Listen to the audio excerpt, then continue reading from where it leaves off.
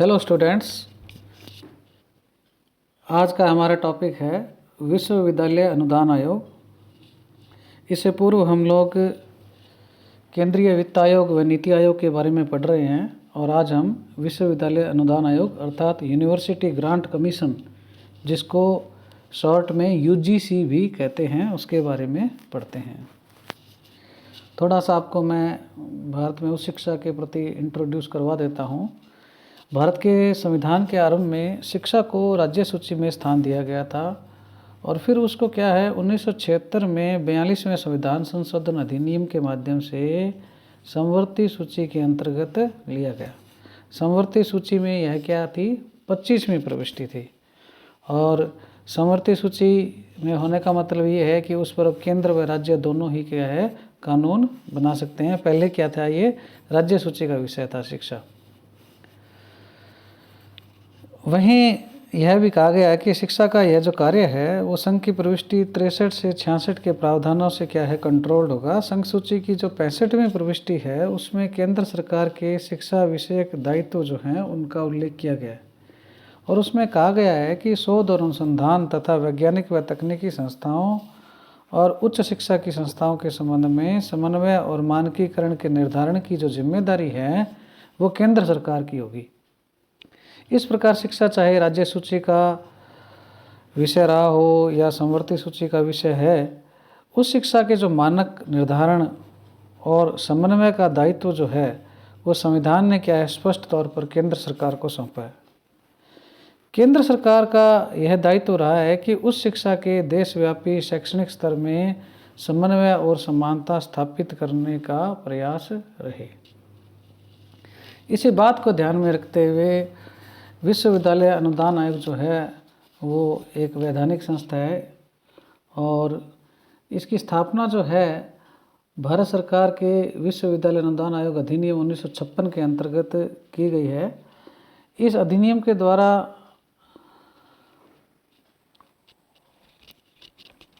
आयोग है उसको एक वैधानिक संस्था का रूप दिया गया है, ये हम पढ़ चुके हैं।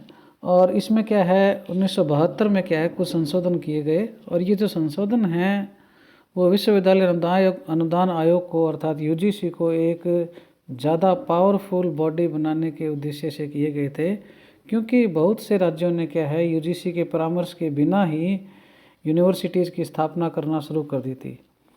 और 1972 के संशोधनों के पश्चात अब यूजीसी के दिशा निर्देशों की अवहेलना करने वाले राज्यों के अनुदान पर क्या है, रोक लगाई जा सकती है।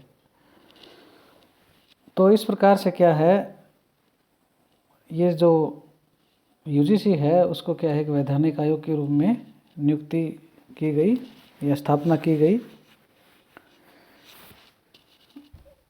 इसकी जो संरचना है उसमें हम देखते हैं कि इसमें एक अध्यक्ष होते हैं और एक उपाध्यक्ष और 10 सदस्य होते हैं। और संशोधित अधिनियम जो 1972 है उसकी धारा 5 की उपधारा 2 जो है उसके अनुसार केंद्र सरकार द्वारा ऐसा व्यक्ति अध्यक्ष नियुक्त किया जाएगा जो केंद्र सरकार या किसी राज्य सरकार का अधिकारी न हो। इसी प्रकार सदस्यों द्वारा इसी धारा की तीसरी उपधारा के अनुसार यह प्रावधान किया गया है कि 2 सदस्य केंद्र सरकार के अंतर्गत कार्यरत अधिकारियों में से नियुक्त किए जाएंगे जो सरकार का प्रतिनिधित्व करेंगे। 4 सदस्य जो हैं ऐसे होंगे जो अपनी नियुक्ति के समय क्या है, यूनिवर्सिटी के शिक्षक हों।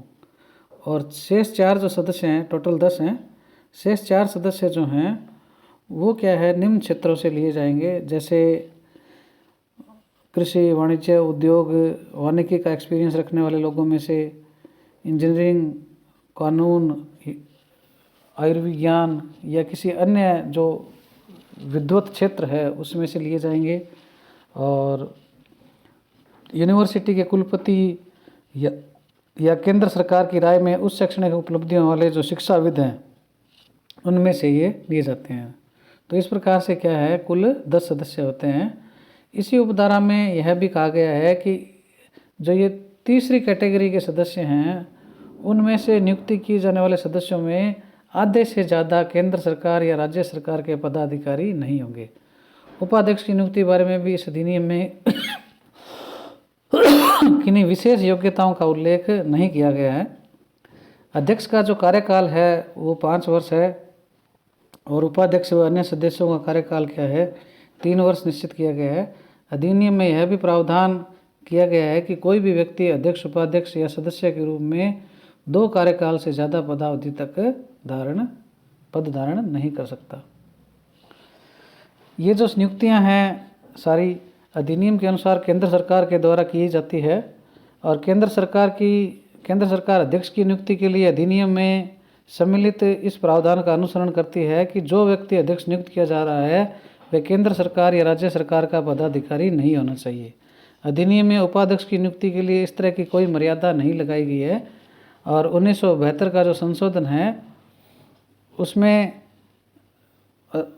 और 1956 का जो अधिनियम है उसमें क्या है, तुलना के दृष्टि से हम देखें तो उसमें कुलपतियों के स्थान पर विश्वविद्यालय में शिक्षकों की नियुक्ति को महत्व दिया गया है। 1956 के अधिनियम में जहां विश्वविद्यालय के 3 कुलपतियों की नियुक्ति का प्रावधान था, वहीं 1972 के संशोधित अधिनियम में कुलपतियों के स्थान पर विश्वविद्यालय के कम से कम 4 शिक्षकों को आयोग में स्थान देने के लिए प्रावधान किया गया है। इस अधिनियम में कुलपतियों की नियुक्ति के लिए अधिनियम की धारा 5 की उपधारा 3 में प्रोविज़न किया गया है कि प्रतिष्ठित जो शिक्षाविद हैं उनमें से सदस्य नियुक्त किए जाने पर चर्चा की गई है।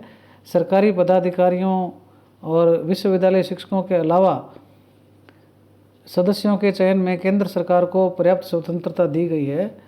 अधिनियम की धारा 5 की उपधारा 5 से 1 और 11 जिसमें कृषि, वाणिज्य, वन, उद्योग, इंजीनियरिंग, कानून, आयुर्विज्ञान विशेषज्ञों में से सदस्य लेने की बात की गई है, जैसा कि हमने पढ़ा है, उसमें यह मर्यादा या सीमा निर्धारित की गई है कि इस तरह के विशेषज्ञ विश्वविद्यालय के शिक्षक नहीं होंगे। किंतु धारा 3 से 3 जिसमें प्रतिष्ठित शिक्षाविदों में से नियुक्ति की बात की गई है उसमें यह मर्यादा निश्चित की गई है कि विश्वविद्यालय के वर्तमान शिक्षक नहीं हो। इस प्रकार 1972 का जो ये अधिनियम है सरकार के इस चिंतन पर आधारित है कि विश्वविद्यालयों में कार्यरत शिक्षकों के अनुभवों को क्या है ज़्यादा से ज़्यादा उपयोग किया जा सके। यूजीसी के जो सदस्य हैं उनके मध्य आयोग के कार्यों का कोई विभाजन नहीं किया गया है। पूर्णकालिक अध्यक्ष और उपाध्यक्ष के अलावा सभी अन्य सदस्य केवल आयोग की बैठकों में शामिल होकर सामूहिक रूप से विचार के लिए प्रस्तुत विषयों पर निर्णय लेते हैं।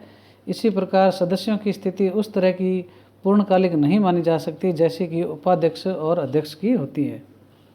आयोग की संरचना में सदस्यों की यह अल्पकालिक सहभागिता विचार का विषय है। यहाँ इस बात पर विचार करना चाहिए कि क्या आयोग का संपूर्ण कामकाज केवल पूर्णकालिक अध्यक्ष और उपाध्यक्ष वांछित कुशलता से चला सकते हैं। तो इस प्रकार से क्या है यूजीसी की जो स्ट्रक्चर है उसके बारे में हमने देखा। तो इसका एक आरेखीय ढांचा भी है जिसको हम थोड़ा देख लेते हैं। तो एक इसमें क्या है संचालन समिति भी है जिसमें क्या है 12 मेंबर हैं और अध्यक्ष और उपाध्यक्ष हैं। इसके अलावा राष्ट्रीय सुविधा केंद्र है, ये हम देखेंगे। Human resource development centre HRDC है, इसको भी हम थोड़ा आगे अतिरिक्त जो केंद्र है उसमें देखेंगे। अंतर विश्वविद्यालय केंद्र हैं और क्षेत्रीय कार्यालय इसके साथ हैं। इसके बारे में भी हम क्या है आगे थोड़ा देखते हैं। विश्वविद्यालय अनुदान आयोग की संलग्न संस्थाओं के रूप में हम इसको देखते हैं। इसके 7 क्षेत्रीय कार्यालय हैं, जैसे एक हैदराबाद में है, दक्षिण पूर्व क्षेत्रीय कार्यालय, पश्चिमी क्षेत्रीय कार्यालय पुणे में है, केंद्रीय क्षेत्रीय कार्यालय भोपाल में है, उत्तर पूर्वी क्षेत्रीय कार्यालय गुवाहाटी में है, पूर्वी क्षेत्रीय कार्यालय कोलकाता में है, दक्षिण पश्चिमी क्षेत्रीय कार्यालय बेंगलोर में है, उत्तर क्षेत्रीय महाविद्यालय ब्यूरो वो क्या है दिल्ली में है। तो इस प्रकार से राजस्थान जो है वो केंद्रीय क्षेत्रीय कार्यालय CRO भोपाल के अंतर्गत आता है, उसमें मध्य प्रदेश, राजस्थान और छत्तीसगढ़ है। तो अब हम आयोग की जो संलग्न संस्थाएं हैं उनके बारे में देखते हैं। अंतर विश्वविद्यालय केंद्र, इंटर यूनिवर्सिटी सेंटर, ये क्या है 1984 में क्या है विश्वविद्यालय अनुदान आयोग ने विश्वविद्यालय में शोध की सुविधाएं उपलब्ध करवाने तथा उस शिक्षा से संबंधित विभिन्न कार्यक्रमों के संचालन के लिए संपूर्ण राष्ट्र में कुछ स्वायत्त केंद्र स्थापित करे, जिनमें से प्रमुख निम्न है। एक तो है नाभिकीय विज्ञान केंद्र जिसकी स्थापना 1984 में नई दिल्ली में की गई। इसका उद्देश्य क्या है? नाभिकीय विज्ञान के क्षेत्र में अनुसंधान को प्रोत्साहित करना है। इसी प्रकार अंतर विश्वविद्यालय खगोल विज्ञान व खगोल भौतिकी केंद्र 1988 में पुणे में स्थापना की गई। और अंतर विश्वविद्यालय DAE सुविधा कंसोर्टियम की स्थापना 1989 में इंदौर में की गई। और सूचना व पुस्तकालय नेटवर्क केंद्र की स्थापना 1991 में अहमदाबाद में की गई। इसी प्रकार शैक्षिक संचार का कंसोर्टियम की स्थापना 1993 में दिल्ली में की गई। तो इस प्रकार से क्या है, ये अंतर विश्वविद्यालय केंद्रों की स्थापना की गई है। तो ये विश्वविद्यालय में शोध की सुविधाएं उपलब्ध कराने व उस शिक्षा से संबंधित विभिन्न कार्यक्रमों के संचालन के लिए क्या है, कुछ ये स्वायत्त केंद्र हैं, अंतर विश्वविद्यालय केंद्र। अब हम देखते हैं राष्ट्रीय सुविधा केंद्र, नेशनल फैसिलिटेशन सेंटर।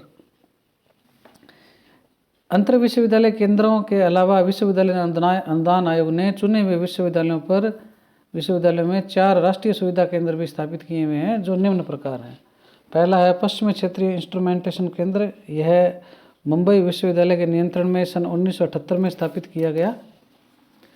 दूसरा है MST रडार अनुप्रयोग SB यूनिवर्सिटी तिरुपति में स्थापित किया गया। चौथा अंतर विश्वविद्यालय मानविकी तथा सामाजिक विज्ञान केंद्र भारतीय उच्च अध्ययन संस्थान शिमला में स्थापित किया गया।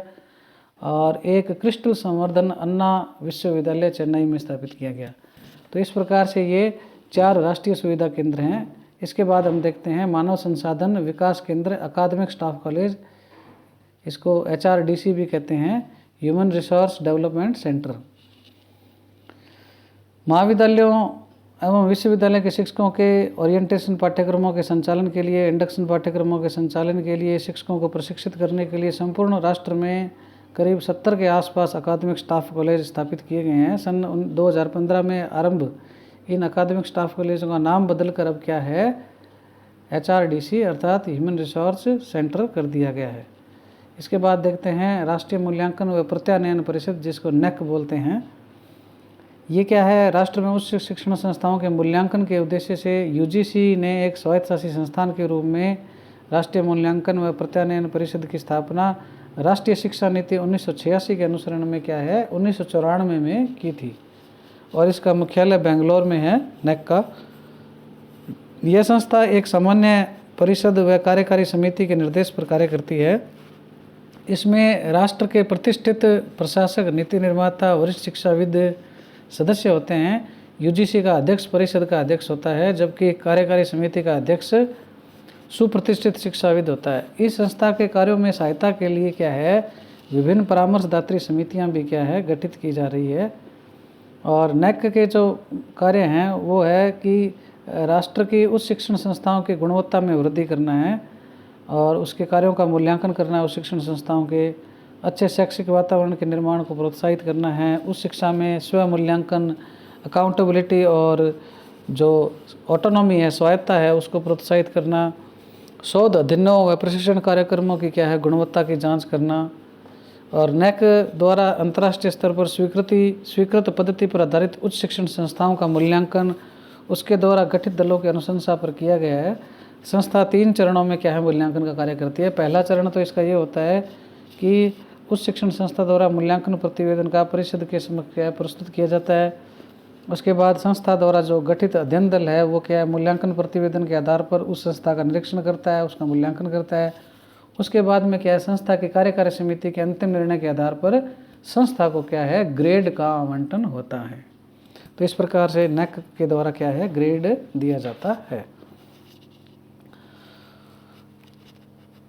तो इस प्रकार से आज हम लोगों ने ये कुछ संगठनात्मक इसकी बातें पढ़ी। इसके बाद हम इसके कार्य और भूमिका के बारे में पढ़ेंगे।